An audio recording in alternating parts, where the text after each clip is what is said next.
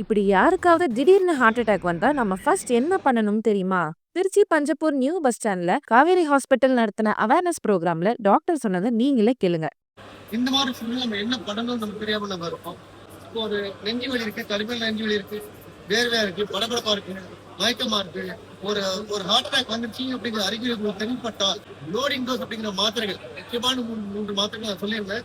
Disprin R aspirin, கிளாப்டோகிரில் and அட்டோலோஸ்டாட்டின் அப்படிங்கிற 3 முக்கியமான மாத்திரைகள். அது வீட்டுல இருந்தா நீங்க டக்குனு அதை எடுத்துக்கலாம். நீங்க எடுத்துட்டு நீங்க இசிஜி எடுக்கலாம். எடுத்துட்டு ஈஸியில மாறினா மேற்படி மெயினா ட்ரீட்மெண்ட் பண்ணலாம்.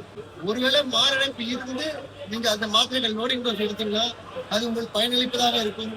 மாரடைப்பு இல்லாம அது நீங்க மாத்திரை எடுத்தீங்கன்னா அது உங்களுக்கு எந்த விதமான பாதிப்பையும் ஒரு மாத்திரை ஒரு டோஸ் பண்ணாது அப்படிங்கிறத நான் இங்க தெளிவா சொல்லிக்க போறேன். வருமுன் காப்போம், மாரடைப்பை தடுப்போம் அப்படின்னு சொல்லி நான் விடைபெறுகிறேன்.